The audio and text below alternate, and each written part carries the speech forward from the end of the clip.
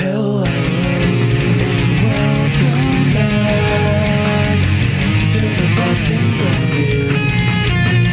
This week's incredulous installment will feature commentary from Comrade Scott, Joe, Chava / Janice, and myself. Given that war is now happening, Joe utilizes historical materialism and his encyclopedic knowledge to lead a discussion on the context, components, and consequences of war in Ukraine.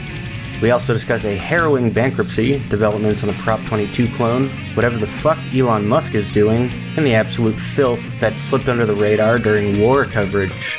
Chava, of course, rounds us out with a story of unconventional heroism, and I make a bad joke about Taiwan. Please do us a big and share this content. Do something and enjoy our Epoch. I think the one place where the greatest consternation would be caused in the short term for admission, having nothing to do with the merit and preparedness of the country to come in, would be to admit the Baltic states now in terms of NATO-Russian, U.S.-Russian relations. And if there was ever anything that was going to tip the balance, were it to be tipped in terms of a vigorous and hostile reaction, I don't mean military, in Russia, it would be that.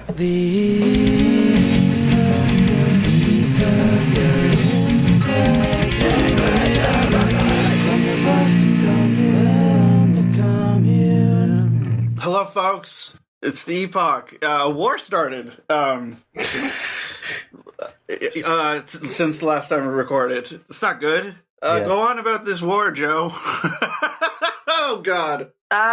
It's been I'm laughing because it eases the pain. Yeah. Right? The first major European war of the social media age has been a wild ride, to say the least. It's kind of a wild thing to watch unfold, given how, basically all the other major armed conflicts that we've engaged in my lifetime have, for the most part, been swept under the rug to the extent that it is possible to do so. I think of, the Afghan papers, how, there was maybe one news story about it, maybe two in the Western press, and that was just kind of a blip on the radar that you either happen upon it accidentally or you just never hear about it ever. And now it's, wall-to-wall coverage, every 4 or 5 seconds, this, that, and the other. It's so it only matters when there's a war if it's people that, to quote a CNN journalist, to the extent you can call them journalists, the first couple of days of the war, he's well, it's a bit different because it's a relatively civilized country. Yeah.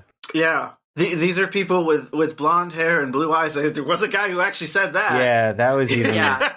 Which is also weird because historically Ukrainians and basically almost all Slavic peoples, because it's an element of white supremacy, that Slavic peoples have historically been considered Asians, or at the very least others, as far as Europeans are concerned. So for them to all of a sudden start referring to Ukrainians as Europeans is a bit discombobulating, to say the least. It's a bit disorienting. It shows how whiteness is completely arbitrary, and what defines whiteness will shift to correspond with power dynamics. It was convenient for the Nazis to claim that Slavic people were on the same level as Jews, but lower. No, not. No, actually, yeah. I think they should be. I'm kidding. I feel like a non-Jewish Slav was preferable to a Jew, but not really, actually. I've seen some shit takes on this, equivalent to if you recognize that historically fascists have declared Slavs to be non-human, then all you're doing is pushing Nazi propaganda, which is exactly what the Fox News narrative is on race. Basically, if you just pretend there is no racism, you can't be racist. So I feel like it's definitely worth noting that Slavic people they're only white now. We consider them white today, but that may change. That's a new development. It hasn't always been like that. Yes. Be it politically or militarily convenient, they might shift. Just because the Civil War happened doesn't mean that there isn't any oppression of black people. You can pretty much say the same thing about Slavs. They still are on the receiving end of a lot of fucking racist tropes. I've seen so much garbage recently painting Russians as savages, basically.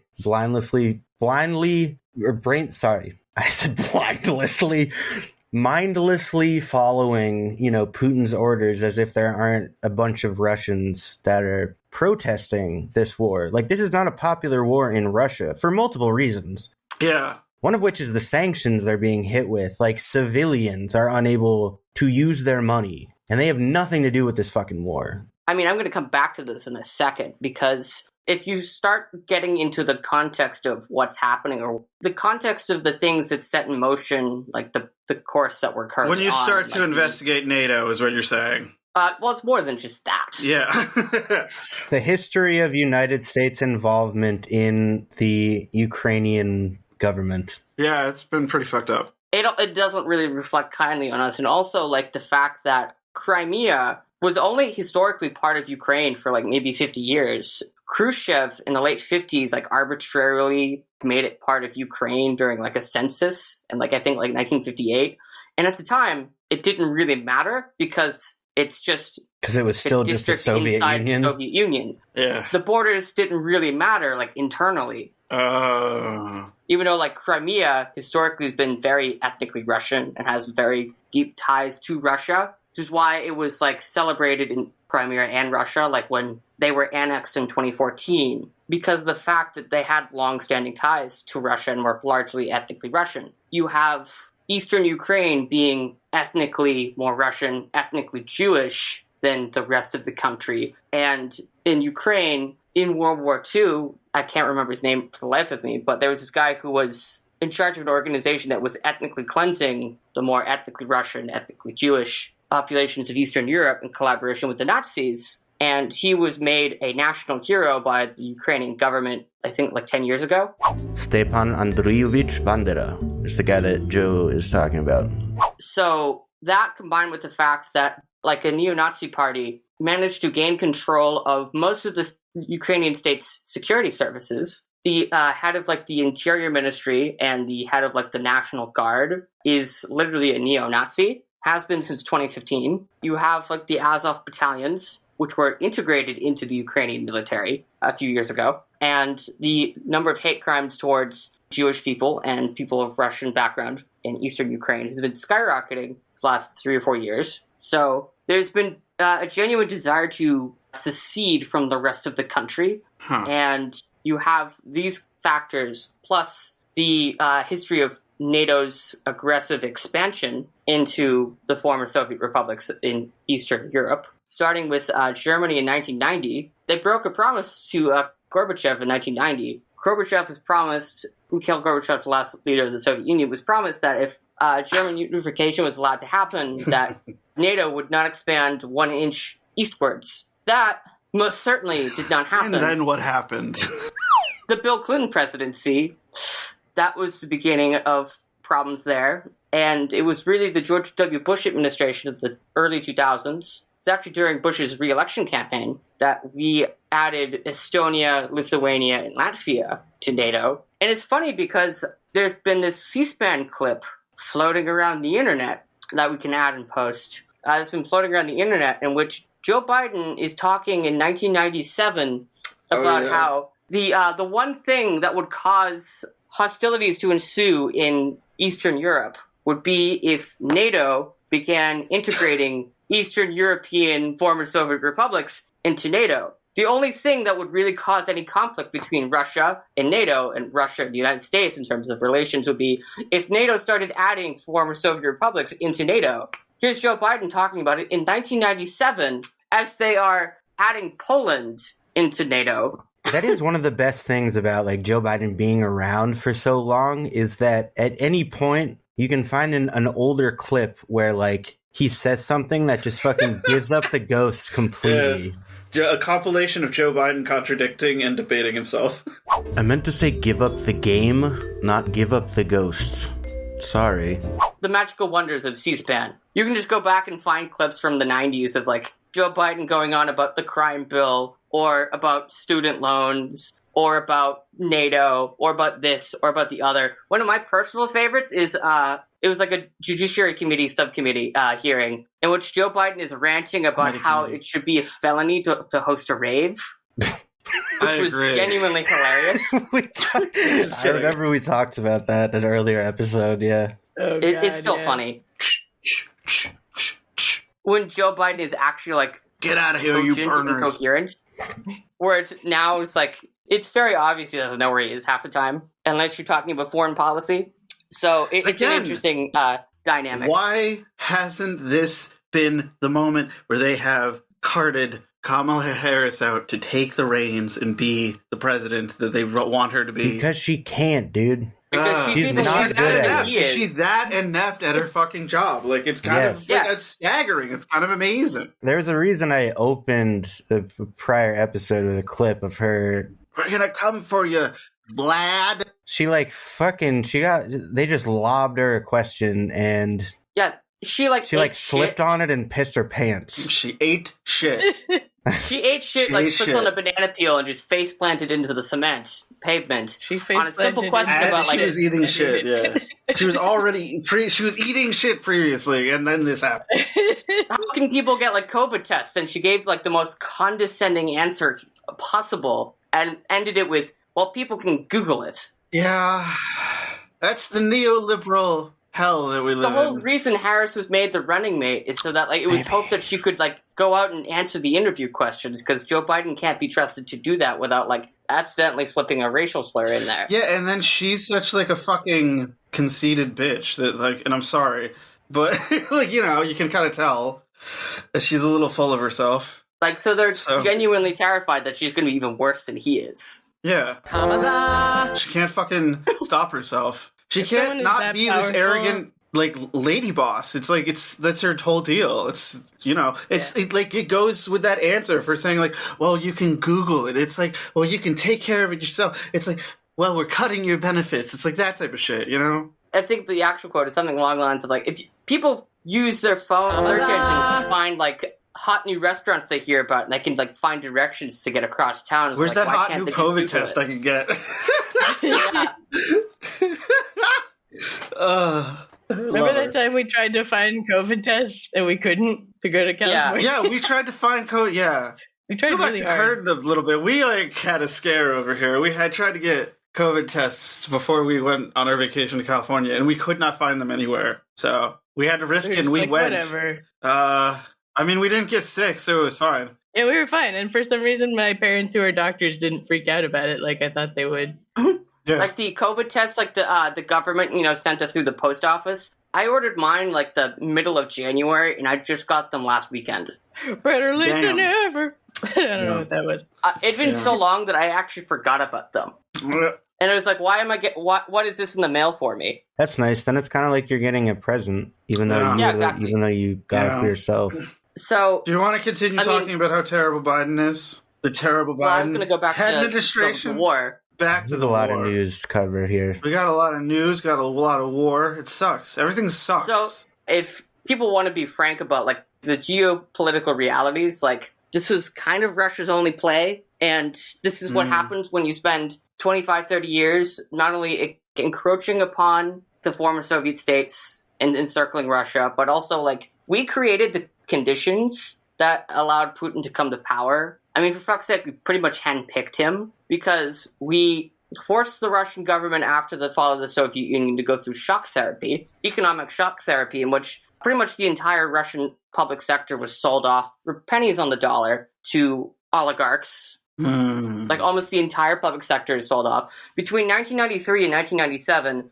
life expectancy in Russia saw the single greatest drop in life expectancy, not directly caused by war or natural disaster, in modern history. Between 1993 and 1997, Russian life expectancy dropped by over 20 years. The same thing happened in Ukraine. Yeah, exactly. And then the United States stole the 1996 election in Russia, actively interfering with that election to prevent the Communist Party from winning, to save the alcoholic, barely coherent Boris Yeltsin, who then... that guy sucks so hard. He really does. Like, we could do a whole episode. Like, eat the rich guy. Still alive? Is he dead? No, he died. He's been dead for like 20 years. Rest in peace. He resigned in the late 90s and appointed Putin to be his replacement.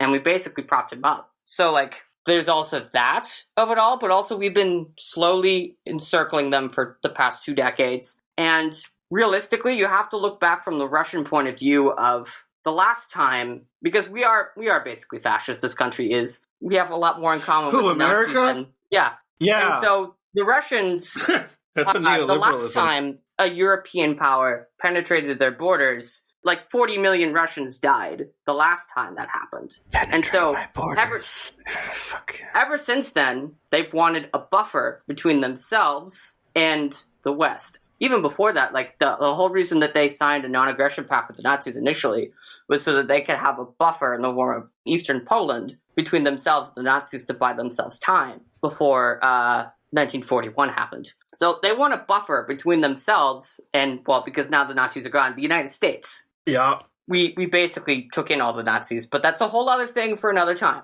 Point is, Operation Paperclip. The Russians want a buffer between themselves and the U.S. and NATO for obvious and understandable reasons. So the fact that Eastern Ukraine wanted to secede anyways was very useful to that end. So basically, the real reason that this war is happening is that NATO aggression has kind of forced their hand. The fact this is happening is terrible, but like the geostrategic realities, like it makes sense. It's probably the only viable play they have.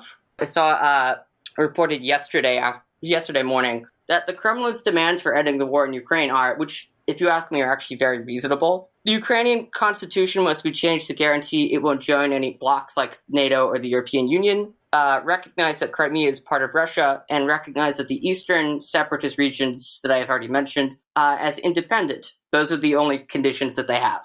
Independent in the sense that they don't belong to either country? Yes, more or less. Okay.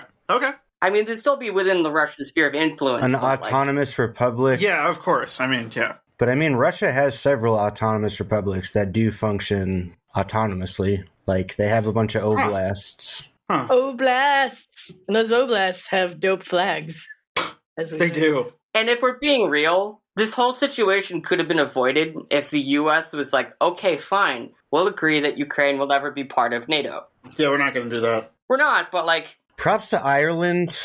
Props to Ireland for still not joining NATO. Like, it's funny when you look at a map because it's just a very obvious missing part. It's like pretty much everything in Europe except for, like, you know... Portugal. Actually, no, I think Portugal's part of NATO. I know the Irish aren't, and I can tell you why. As someone who still has family over there, I can tell you why they're not part of NATO. Tell us. The idea of potentially the idea of hypothetically having to defend the English is a bridge too far for them. Yep. That is literally 100%. My cousins have told me that is 100% the reason why they are never going to join NATO. Just the idea of hypothetically having to defend England is just like, nope. Fuck that shit. Interestingly enough, Finland. I mean, I guess it's really not there. I would say, like, of all the what's it called? The fucking Nordic. The fucking shit. Of all the Nordic countries, like, Finland is probably the most based. Okay. Yeah, no, I don't know why I agree with you, but I do. I would agree with that assessment. Say a little bit about that, maybe? Not really. Okay. I mean, you can listen to the episode that I did a while back. I covered the respective governments in all the Nordic countries and how, like Iceland is pretty tight. There's only, but there's literally tight, though. There's only 300,000 people in Iceland. You know what I mean? Yeah, so it's exactly. It's like you're basically talking about not even what constitutes the city of Boston for a population. Yeah, you're talking about like half the city. I love democracy. Yeah. I love the republic. Most of the Nordic countries still have what's it called? Fucking, I can never remember the name of this. Capitalism? No, like feudalism, like what? like they have a monarchy with like... Yeah, they still have a constitutional monarchy. Yes, that's what it's called, constitutional monarchy. So they have like a queen, but you know, there's like labor power, but also a queen. So it's...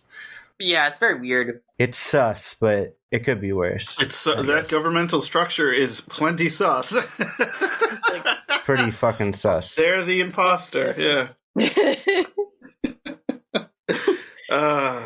So I definitely don't have to interject here, but this wouldn't be the epoch of incredulity without my unnecessary contributions in post.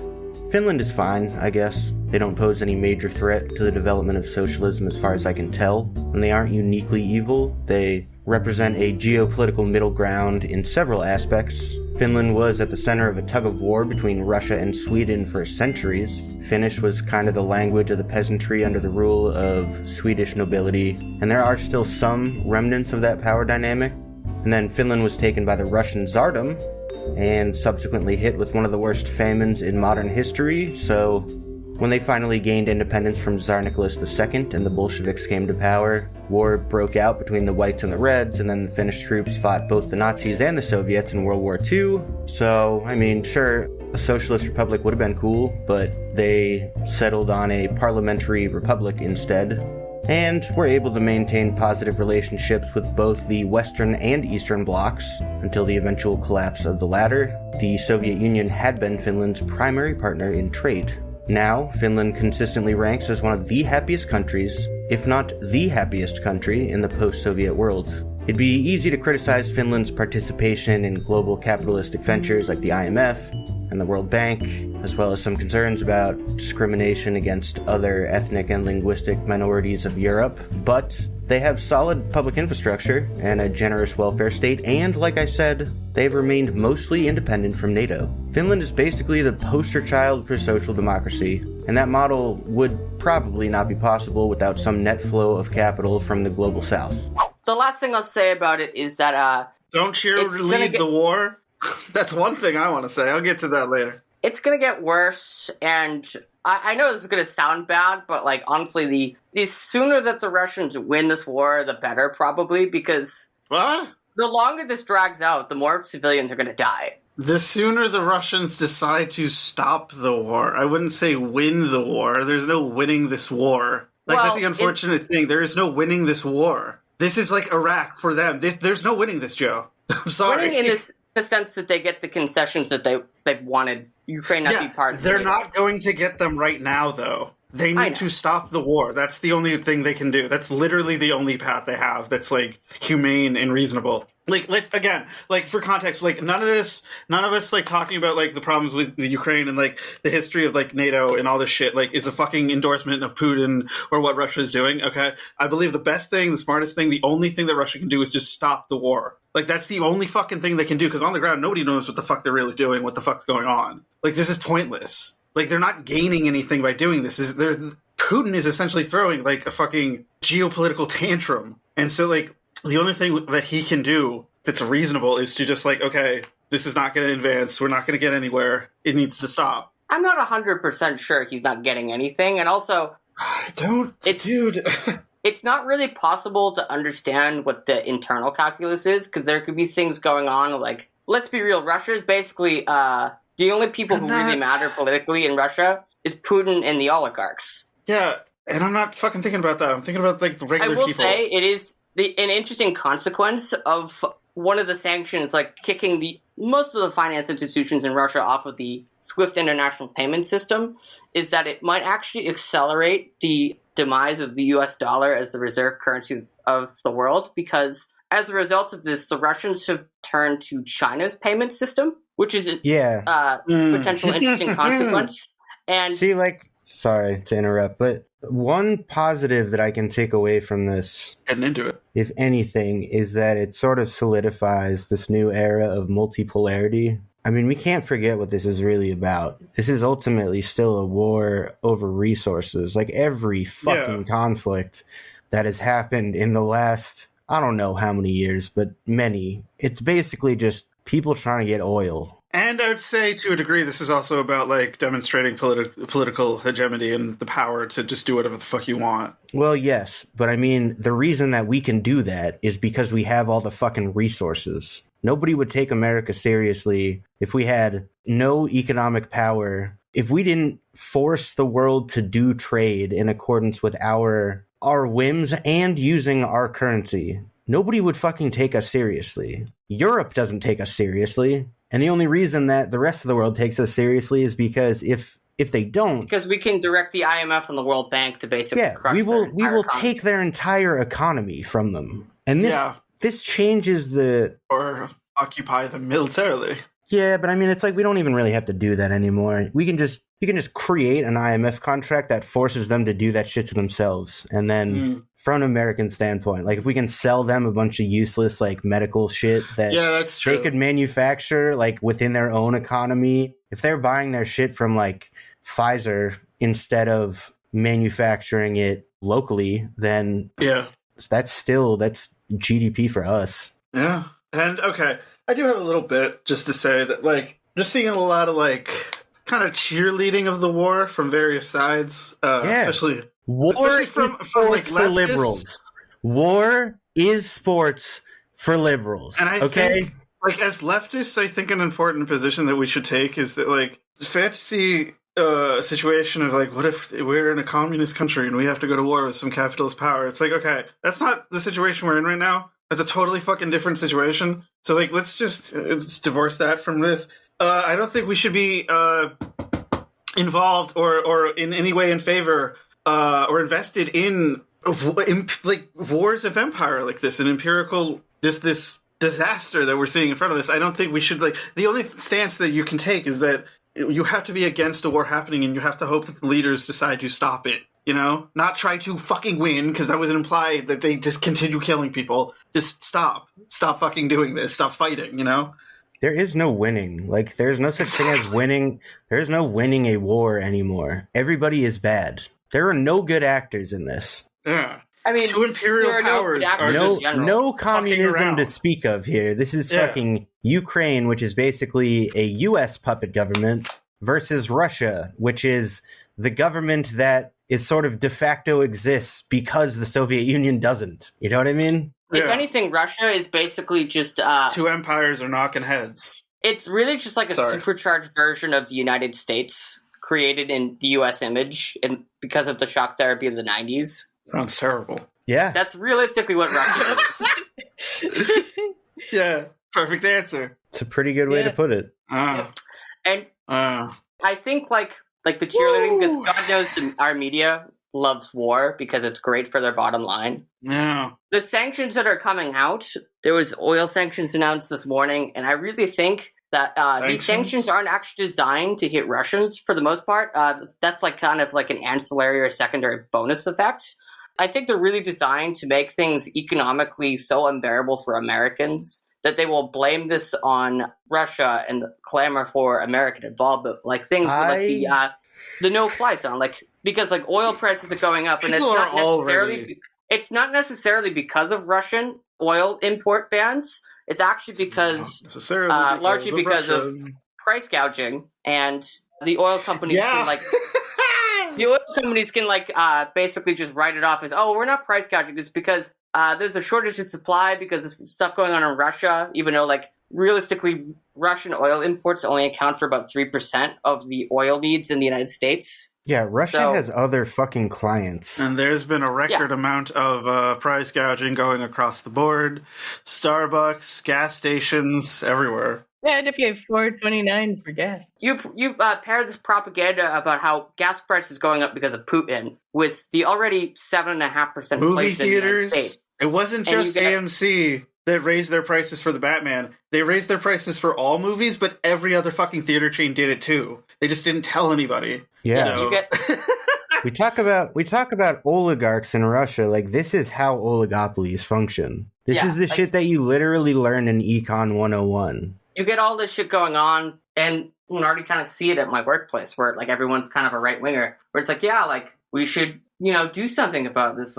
Why? Well, because gas costs so much. And it's there's a solution. Switch to renewables or shit like this. But the point is I really think that the goal of all of this shit is to try to manufacture consent in this country for a war. You already have the cheerleading about the no-fly zones. Do people even really understand what no-fly zones are? Honestly, I don't agree with you on that.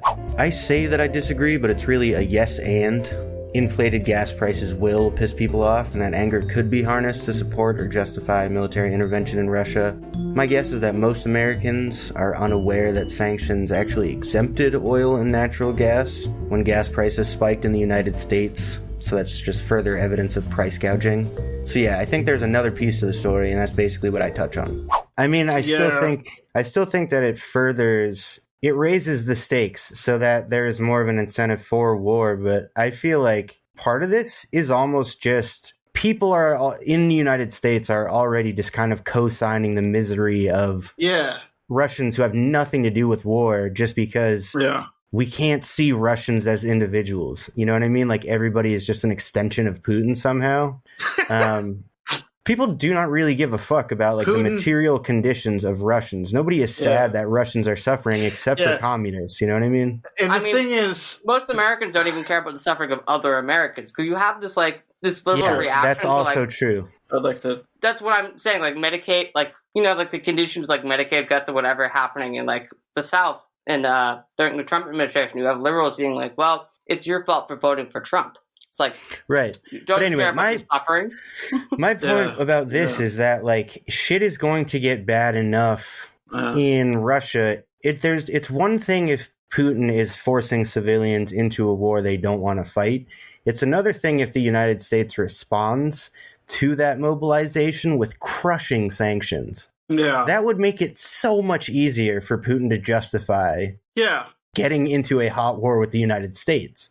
Yeah, exactly. And I think that the United States military likes that. I think that's why, for the past several years, they've been doing fucking exercises like tickling Russia's balls with fucking like right fighter outside. jets. Yeah, they're like their zone. Seriously, there is nothing that the United States loves more than selling weapons. So any opportunity they get to do that. That's kind of the point I was making, but from the opposite side. They love to fire side. them too sometimes. Yeah. Occasionally. I mean, maybe not at like real targets, but it's they getting fire harder them. it's easier to get, some dipshit to be on a controller and pilot a drone nowadays. You don't even have to physically go there. But yeah, that's true. But I agree. We love our freedoms and we love our guns here at the good old US of A. Freedom. I got a gun. What? No, I don't. I'm sorry. No war. Bad. That's all I'm saying. This is beyond a dick waving contest. This is literally like that is the correct line. War is bad. This is using civilians that are sandwiched between two empires as bargaining chips. Like it is. And I've seen shit of like people calling for the destruction of like actual civilians in Russia, and it's like, what the fuck are you talking about? Like what? Yeah, no, I've seen that too. We have to economically squeeze them so hard that they turn against Putin. It's like they're already turning against Putin. Like, what the fuck? They're not aliens. Like, what are you? I mean, that was our rationale for like squeezing Iraq. Well, I mean, it's the only playbook the United States fucking has. It's like you either kill everybody or you make them so poor that they kill each other. Yeah, you shouldn't squeeze Iraq. You either kill them or you. Thank you. You either kill them or ban the importation of penicillin after you bomb their country back like 20 years worth of like societal progress. Do what you did with Cuba and just basically say like, if anybody does any trade with this country, they are dead to us for the next 6 months. Yeah. Yeah, or if anybody like has talked to a Russian in the last 6 months, like we're gonna kill them, like all that shit. Like everybody like canceling their contracts with Russia. Like all these authors canceled their contracts in Russia, and it's like, what the fuck is that gonna do? Like who the fuck cares that they can't read your shitty books? Like what are you talking about? Oh no, that'll teach them that Russian children can't develop childhood obesity due to too many McRibs. I don't know, man. I just think about that. I mean, and a lot of people are losing, but at the same time, a lot of people are losing their jobs. Pizza Hut. You know, like the banning of McDonald's. Like, there's probably a lot of fucking McDonald's in Russia. They're closing hundreds of fucking McDonald's in Russia, and like that's probably like hundreds, if not thousands, of people employed at those. Yeah. Again, you know, Russia is a capitalist country now. We're destroying lives through these sanctions and through these, like, you know, and this is literal fascism. The government is doing it. The government and businesses are doing this together. It's sanctions are acts of war. Yes, exactly. They are. This is why they are, because this is who they fucking hurt. They hurt people. They don't fucking hurt They're not going to hurt the oligarchs. Jesus Christ. There's actually a quote from an energy market analyst about the Russian oil and gas being cut off, and the quote is, "There would be a global recession. It's pretty much lights out for the global economy. The only thing that would be demand destruction, which would be bone-crushing price increases." Like, that's basically what would happen if all of the oil gets shut off. Everybody's screwed. These are the kinds of crises that capitalism undergoes constantly. This is also true. You know, I miss the days where, like, the big issue of the day was, like, a boat getting stuck in the Suez. I miss those days. Well, there was a bunch of Porsches on a boat like burned to the fucking ocean floor. That was pretty. Oh yeah, I remember seeing that about how like the crews abandoned ship, and under maritime law, it's basically finders keepers. Yeah, but those Porsches are totaled now. Yup. Ain't nobody getting them. Oh, Christ, sad tear. Sidebar, I just watched the Gorbachev Pizza Hut commercial. It's amazing. It's fell. It's so... I love it. I guess not. That was like so the depressing. worst color revolution that ever happened. Just that dork sitting at a fucking Pizza Hut table. We have saying talked. that Gorbachev is the revolutionary that Russia's been waiting for. Wait, Yes. was it like the stuffed crust, or was it just a pizza? It was just a normal... Motherfucker, that ain't no revolution. You gotta have that stuffed crust for that I'm revolution. pretty sure his daughter did ads for like Chanel or something. That's the revolution. Anyways, Joe, Yes. tell me how the Biden administration is terrible by trying to fuck over one individual. They've been doing this for a while. I mean, it's been standard practice. It's not for a just very one long person. time. They do this to a lot of people. But this one specific case is like pretty grotesque.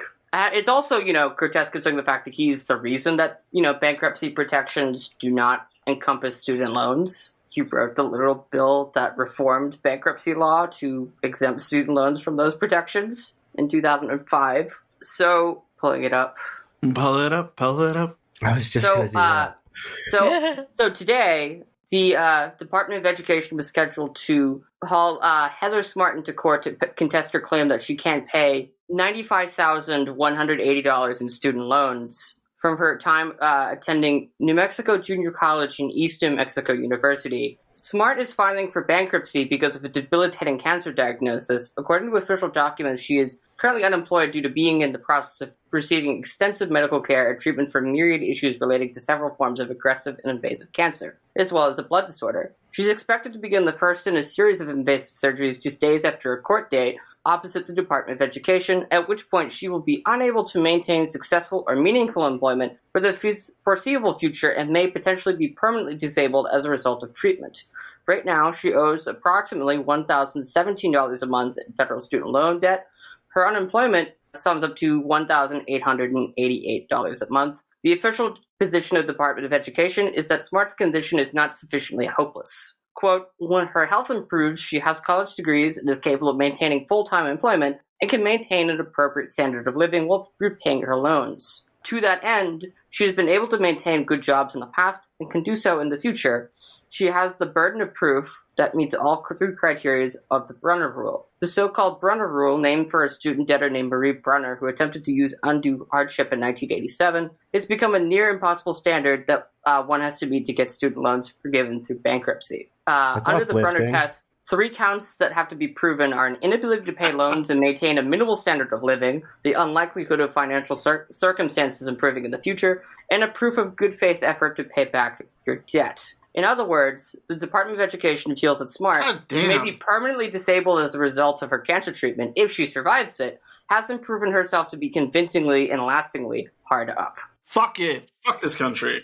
Today I saw at the fucking emergency room, they have a separate pool for Ubers now. Uber to the hot ones. That's all right. Now I'm very depressed. Jesus, move on. Going Joker over here, Joe. Further depress me. Speaking of Uber, Lyft, DoorDash, and other app-based companies on Tuesday unveiled a new trade association to push back on efforts to reclassify gig workers as employees. This is reading from an article from The Hill today. The lobbying group dubbed Flex kicked off with a 7-figure ad buy in Washington, D.C. that depicted the flexibility gig workers take advantage of and said U.S. ride-hail and delivery drivers work an average of 8 hours a week. Quote, whether it's going to town, shuttling kids to school, or just connecting people with dinner or the groceries they need, our member companies help seamlessly fill in the gaps in our day-to-day lives. Flex CEO Kristen Sharp, the former senior staffer for Senator Mark Warner, Democrat of Virginia, said in a statement today. Flex, whose members include GoPuff, Grubhub, Hopski Drive, and Instacart, will push back on Democrats' PRO Act, a sweeping pro-labor bill that seeks to reclassify some gig workers as employees rather than contractors, giving them the right to form a union. Labor leaders have prioritized backing the legislation in Congress and state houses to stop the spread of independent contractor models, which they say will deprive workers of basic bargaining rights. In 2019, California lawmakers passed a law to recertify many gig workers as employees, but companies were successful in backing a 2020 ballot initiative that exempted said drivers. Flex aims to push back on similar efforts to taking place in other states. Quote, reclassifying app-based workers as employees rather than independent contractors would jeopardize flexibility, choice, and independence. The main reason workers say they pursue this work in the first place. The group wrote on its website, it could result in fewer earning opportunities and create limits on when and how people can work. That's hell of a name, I just gotta say. Yeah, it's I know. flexibility. Do you feel like you have... Flexibility and benefits for Massachusetts drivers is the campaign that they've launched. I posted this on the Slack. They're running ads. On Facebook.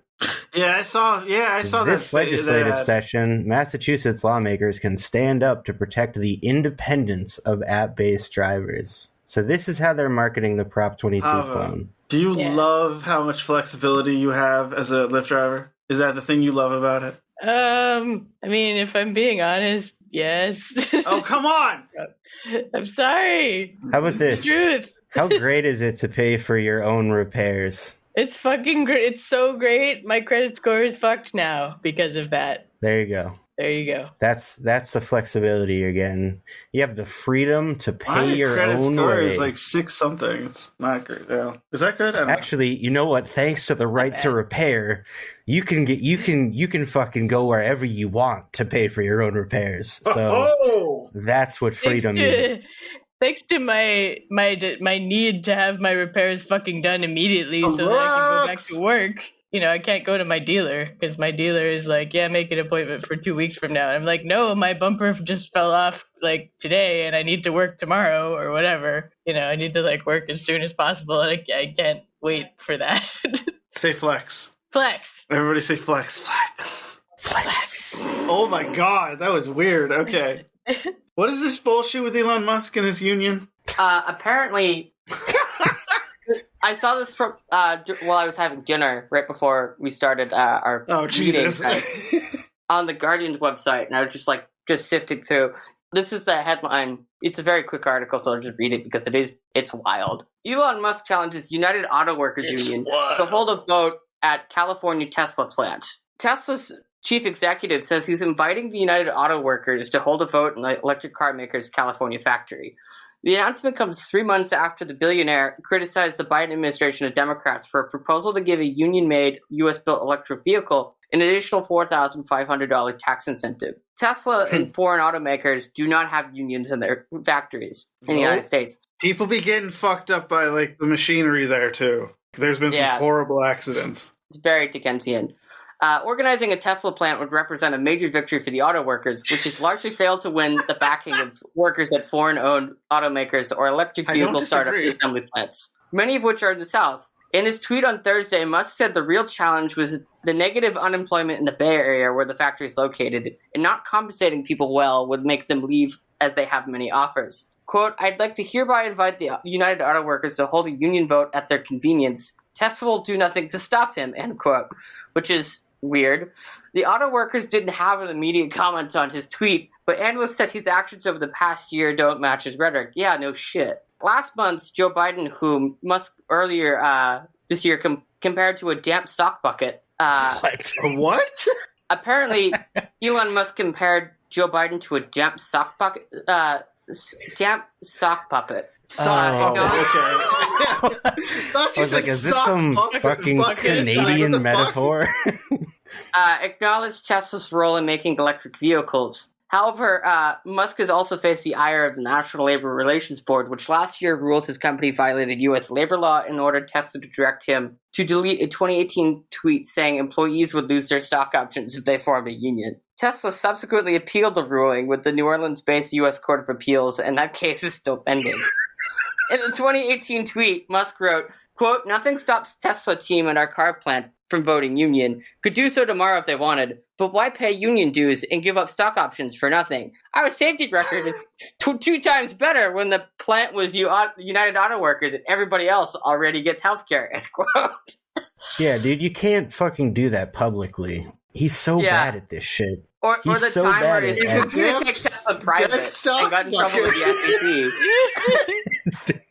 The National Labor Relations Board also directed Tesla to offer one former employee reinstatement as well as to rescind 2017 rules that prohibited distributing union literature in his parking lots on non-work time, and rules that barred distributing union stickers, leaflets, and pamphlets without first obtaining permission. Last November, 10 environmental and advocacy groups, including the Sierra Club, Greenpeace, and the League of Conservation Voters, called on electric vehicle startup Rivian to work with labor groups to ensure a clean future and high-paying jobs, and to allow union voting process in the plants. Workers at Rivian's plant in Normal, Illinois, wow, that's actually a name, Normal, Illinois, are not unionized. Normal, yes! Yes! There's a song that mentions it. That's a weird Tesla's Illinois. Fremont, California factory has been the site of a long-standing employee complaint. Most recently, Sister city is Erie, Indiana. Black employees allege they experienced rampant racism, according to a February lawsuit filed by California's Department of Fair Employment and Housing. The complaint says black workers were subject to racial slurs and graffiti and were assigned the most physically demanding jobs. Workers refer to the factory as the slave ship or the plantation, where defendants' production leads crack the whip, the agency said in its lawsuit. Not a good look for a guy whose family ran a slave labor diamond mine. Yeah, clearly he hasn't learned anything from that. Hell the fuck no.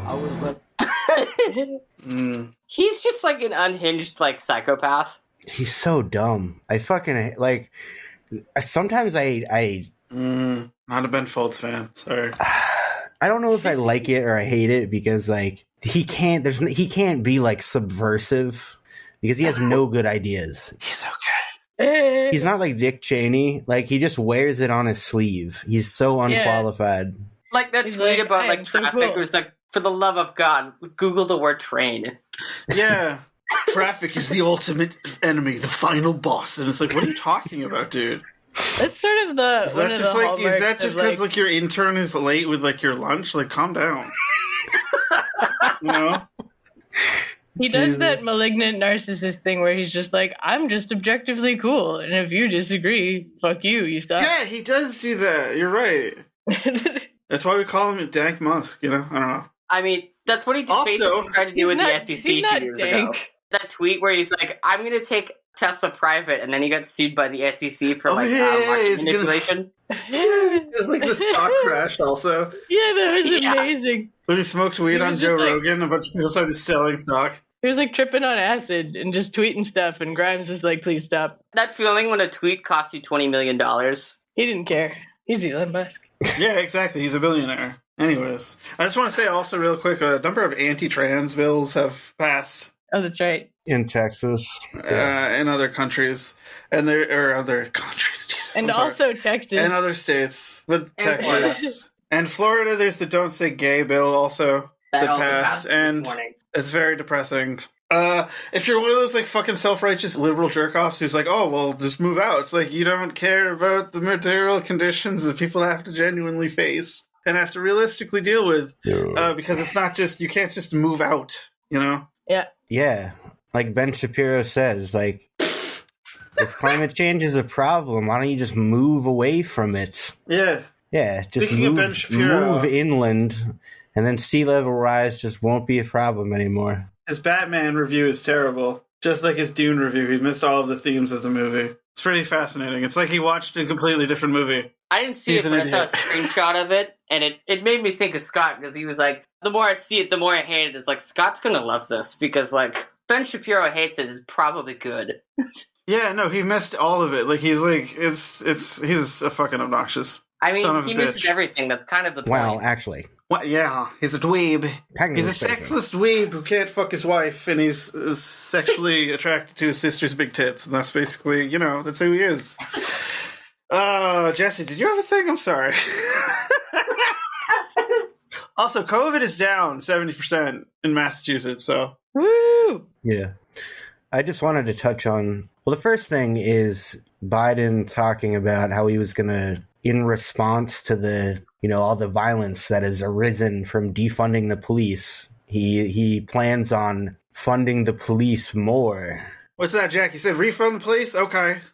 Oh, that was bad. I'm sorry. There's a couple of problems with this. One is that nobody ever defunded the police. Police violence has not decreased either. All of the problems that existed before the BLM protests are the same. Police budgets have not decreased, and yet violence increases. But the violence is not increasing in the civilian world. The violence continues to increase from police to civilians. Part of that is probably because they have military equipment, which, again, Biden said he wanted to fund. So that's going to get worse. Another thing, we briefly touched on this. The United States is still in 3 wars, but because there are brown people dying, there's no coverage of this. And this is Yemen, Syria, and Somalia. Mm-hmm. Those are still active wars. So just remember when that. Syria was the thing everybody was talking about. That didn't last long. It's basically it's like another proxy war. What is war. Aleppo? I knew it happened. Between the United States and Russia. So, that's still happening. Yeah. Also, Biden froze. He's being a prick. He's being a dick, and we hate him. Fuck him. We've frozen several billions of dollars worth of Afghanistan's assets. Biden decided that in unfreezing some of these assets, he was going to take half of it to fund, what is it, the First Responder Relief Fund or whatever? Yeah. The Patriot Dingleberry Fund. Like to personally pay victims, yeah. Yeah, which is such a it's so self-righteous because let's remember, Afghanistan was not responsible for the 9/11 attacks. No, they were not. In reality, we are still Saudi Arabia with Saudi Arabia, which was 15 of the 19 hijackers were Saudis. Right. I don't want to demonize Saudis by saying this, but it just doesn't make any sense to pin this on Afghanistan. I don't know how many people are just asleep at the wheel when they hear this kind of shit, but this is severely fucked up. Mm-hmm. Especially after we finally admitted that the war in Afghanistan was an absolute disaster. We got nothing accomplished. Even our stated goals, even our revised stated goals. The 8th revision. Yeah, just complete fucking flop. Could not have gone worse. The puppet government that we propped up for 20 years lasted less than a month. Yeah, caused more destruction just through having a military presence than the Taliban did. So, not good. Not too great. Last thing, I talked about direct contracting extensively in episode, I think, 82, right? That was the Medicare privatization one. Whatever one that is. The Biden administration has decided to end this program, baby. Fucking major success, right? No, they changed its name. It's now called ACO REACH. Provisions are basically the same, and now there are. So you want to make the joke? Well, you gotta talk about how it's about access first. Otherwise, it doesn't make sense. I forget it. I forget the lead up. I forget the lead up to it now. Fuck off, Joe. ACO REACH, the acronym is something about affordable healthcare, and it's who put Cory Booker in charge of naming this shit? No, that wasn't the fucking joke. Good God, man. Just tell a joke, Scott, and then we can... ACO REACH around, you motherfucker. Anyway. There you go. ACO REACH around. I forgot about that. Yeah, You gotta be kidding me, dude. I love it. I love it. The Physicians for a National Health Program, and apparently... There's no video of President Trump sucking a ding-dong. Yeah. And so what if there was? Thank you. Yes.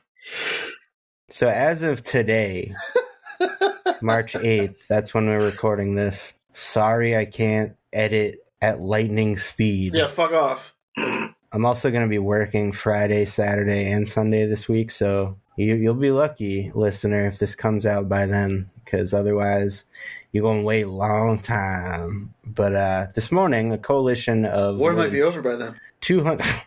I mean, that would be great, but... Or we might all be dead. We could all be dead in a nuclear hellscape. Anyway, a coalition of more than 250 organizations representing seniors, people with disabilities, labor unions, consumers, and health professionals sent a letter to Health and Human Services Secretary Xavier Becerra and Center for Medicare and Medicaid Services Director Chiquita Brooks LaSure. Cool-ass names. Shunning the agency's rebranding of their dangerous Medicare direct contracting program as, quote, REACH, and calling for an end to all Medicare privatization experiments. So the fight against this shit is ongoing. I will put a link in the show notes so that you can also push back on this garbage rebranding of a terrible, destructive privatization scheme that used to be called direct contracting and is now called ACO REACH. And that's it. That's all I had to say. Yeah, we don't love it. We hate it. We hate it. It's disgusting. Makes me want to puke. And after which I will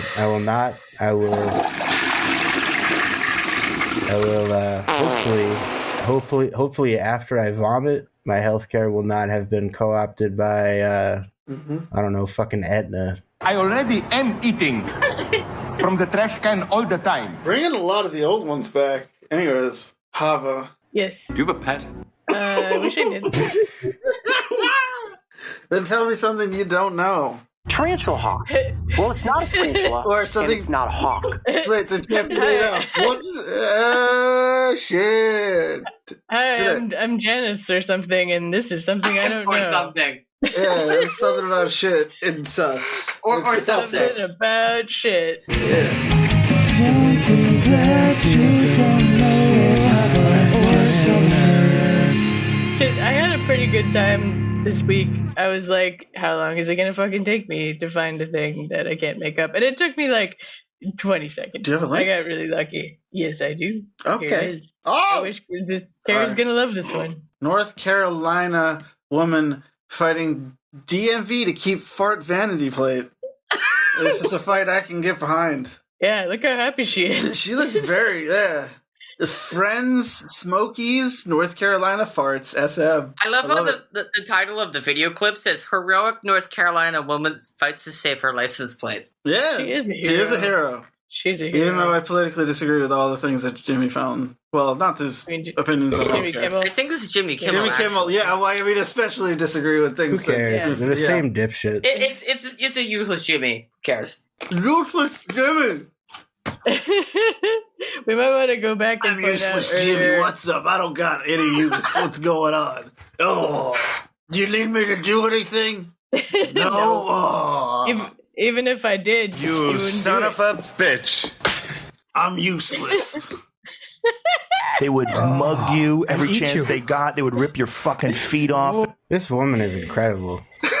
Yeah, she really went the distance. Friends of Asheville Recreational Trails. That's yeah. I think this is so great. The DMV basically you can just have whatever you want, and they gave her the license plate, but then they started getting complaints. People didn't like that her truck said fart. They didn't like it. They told her she might be allowed to keep the plate if she replied to their letter with an explanation of what the plate meant to her and why she believes she should be allowed to keep using it. And so she consulted with some friends and founded a group titled Friends of Asheville Recreational Trails. Oh! ART. Yeah! And that's where I would have stopped, right? I would have just been like, yeah, I have this group. But no, she said the group has a mailing list, a website, and merchandise. I'm going to try and find this website right now. And Maybe we can buy some merchandise. Yeah. From Let's do Friends it. of Ash. You begged me to do it! Yeah. And they have like I'm actual sorry. events. I have to ask this now because I feel like I was missed out. What the fuck is the guy saying in that drop? You begged me to do it. What? Okay. Here. Wait. Shit. You begged me to do it! You begged me to do it. Okay. You begged me to do it. Yeah. You gotta watch Jupiter Ascending, okay? I create life! You'll know that he creates life, okay? Put them subtitles on. Yeah, you might need those. Anyway. I love it. Anyways, These stickers are I watch very everything with subtitles on, bro. I respect knowing what the screenwriter wanted me to know. No, I was talking about this podcast. Yeah, you actually can, there are devices that will put subtitles on podcasts. I have that on Our my phone. audiograms are often subtitled. Yeah. If you follow It does it algorithmically, so it often like fucks up, but you know. It does not make sense to have subtitles for an audio format because you're not looking at it. Yeah. Well, no, You're because fucking I'm talking listening about to it. for our TikToks and our clapper posts. That's all. Friends of Fashion? What? These stickers are Friends of what? So- Friends of Asheville Recreational Trails. Guess I know what I'm getting Carrie for his birthday this year. What? Proud fart. Just one of these. Friends of the Smokies. Friends of the Smokies fart. They're so good. Oh man, this is great. Fart. Yeah, look at all these different. Fart. There's so many Fart. different. Fart. Fart. versions. Fart. Fart. Fart. Fart. Fart. Fart. Yeah. All right. Yeah. Is that it? Can we end the show? This is the fine intellectual content Ukraine. We talked a lot about Ukraine, folks. It's true. All right. I do want to make it clear, like, I think it's really fucked up what's happening to the civilians of Ukraine and Russia. Like, they didn't ask for this shit. None of them are culpable in this. Come on. This isn't about the people. It's about the leadership, and it's about holding our own nation accountable, our own leadership accountable, because we are also not our own leadership. Punishing their civilians for what their leadership is doing would be, again, like, imagine what if it happened in this country. Like, you know, it's the equivalent of like if it's like sanctions. If Saudi Arabia had sanctioned America during the Iraq War, you know, that would be the equivalent. So they could have done that. They have a lot of power over us, and that they have way too much fucking. We are way. They did 9/11. We have way too many guns. I'm going to get shot in the head. We have way too many guns, and they have way too much oil for that to happen. But hypothetically, they could have. And they should have. They could have. Probably, to be honest. Anyway, redact that last statement. All right. Redact. Fuck you, Joe. Anyways, my name is Chicka Slim Shady. Yeah, I kind of said it with that fucking cadence. My name is. Anyways, my name is Scott. You can find me on all of the platforms at Sweaty Wife. I was recently banned on Twitter for calling J.K. Rowling a cunt. I think it was worth it.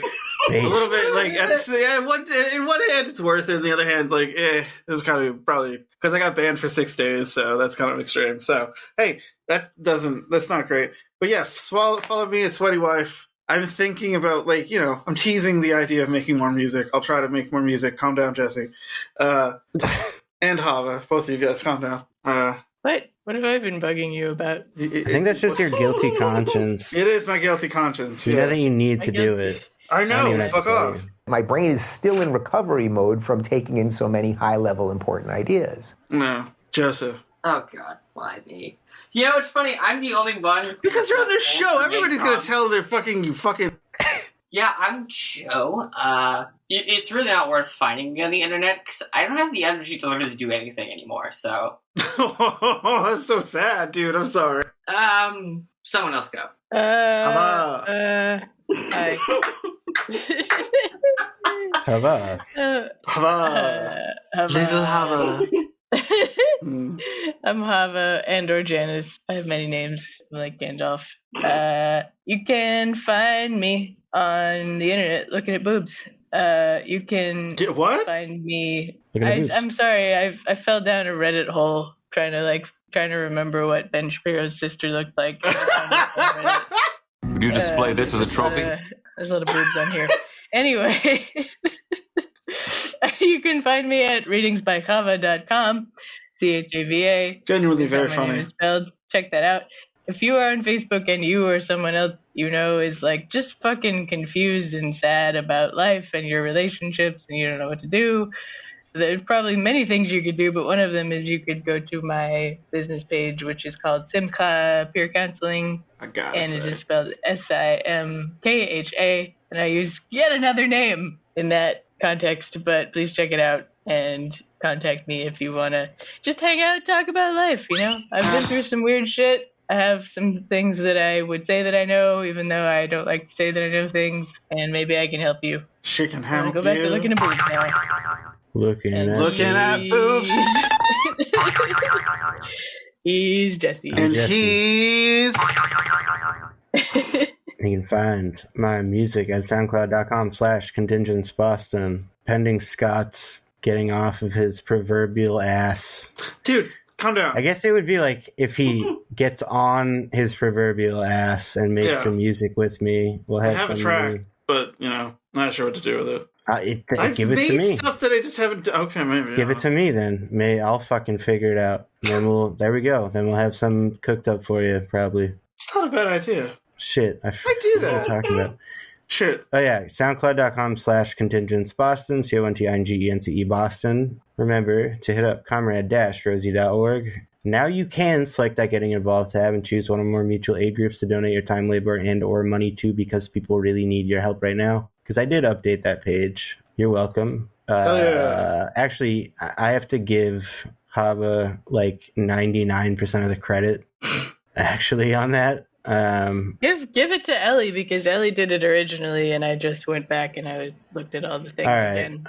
Ellie, wherever you are, if you're out there. Hello from the other side. This is getting weird. Somewhere out there. Thank you. I have a weird call anecdote Zach I can Baggins. relate after the jump or whatever. Slam recommendation. Call Zach Baggins. Got a slam recommendation for you this week. And that is... That's terrible. I'm sorry. That's bad. Hold on. It was, Joe.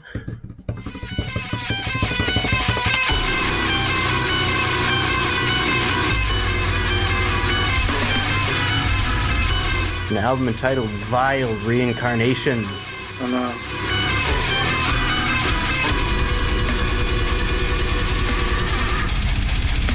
And the band is Maggot Colony.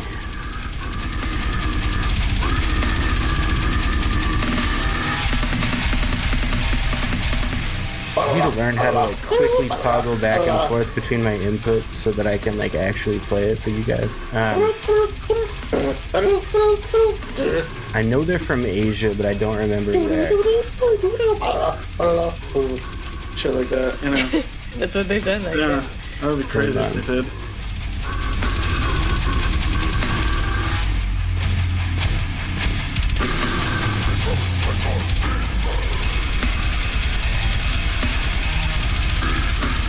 Maggot Colony, Underlord, Jesus Rocks in Hell.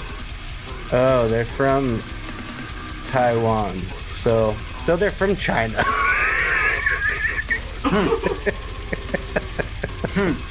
Love it. Sorry.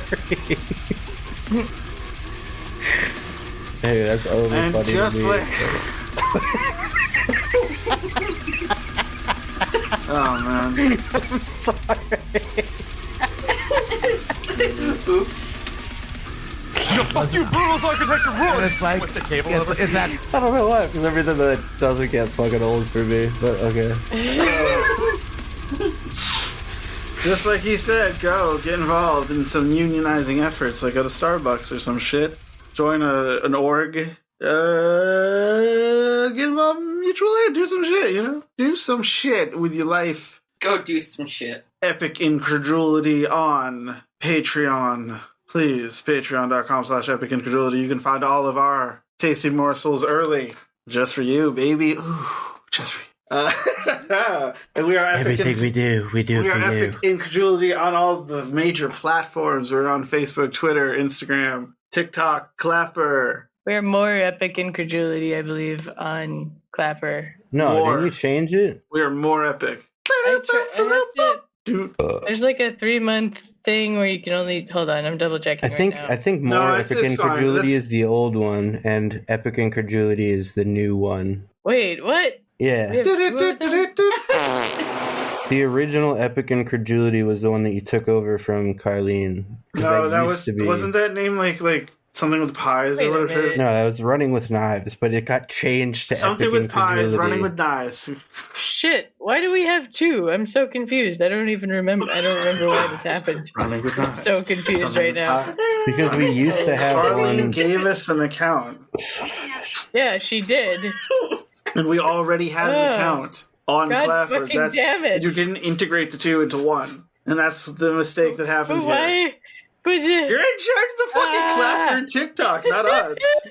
Dog, I'm sorry. I know. Maybe I shouldn't be. That's your domain. God damn it! All right. Well, thank you. I'm entertained all the same by this. Killed me. Again, we're on Anchor, anchor.com, anchor.fm/. That's what I say every Sunday afternoon at 3 o'clock. Epic incredulity, probably. I actually don't know where. Anyways. No, it's like a lot. That's a burp. That was fucking foul. Jesus, that sounded horrible. That was not. I'm sorry. Jesus, just use the drop next time. That sounded like asthma, if anything. That sounded like that sounded like someone like dying. The asthmatic toad. Oh no, Jesus Christ. That sounds awful. I'm sorry. It sounded like someone dying, like very painfully. No, I think we've given Carrie the... There we go. We haven't even had this is the show yet, dude. Oh, okay. Sorry. We say, God damn, motherfucker, that tank, though, while we're fucking rolling over, I don't know. Anyways, Jesus. And I'm tired. That's the Epoch for the week. Stop the wars.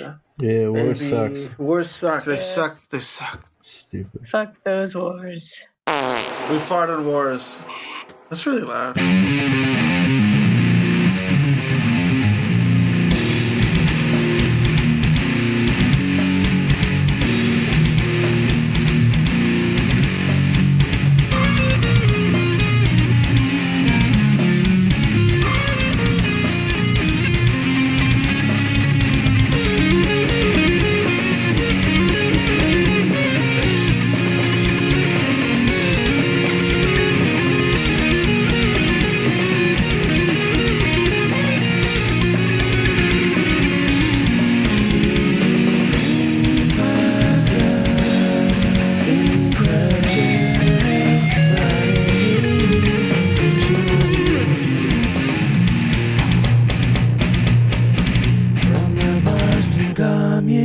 Love you, folks. We love you. Joe, you're great. Hope you feel better, everybody. Love yous. Thank you. What's up with you, Genius? I'm inside your anus. How did I get here? I don't know. I used to be a system. My part you must have missed him, but you won't miss my brother sweaty Jesse and Joe. Jesse, that's me, the audio chef. I'm the ironic Yankee, but I got no irony left. Just a depressed cat dad, sipping on brutal death metal. That's honest. Spent a decade and change since I put down narcotics.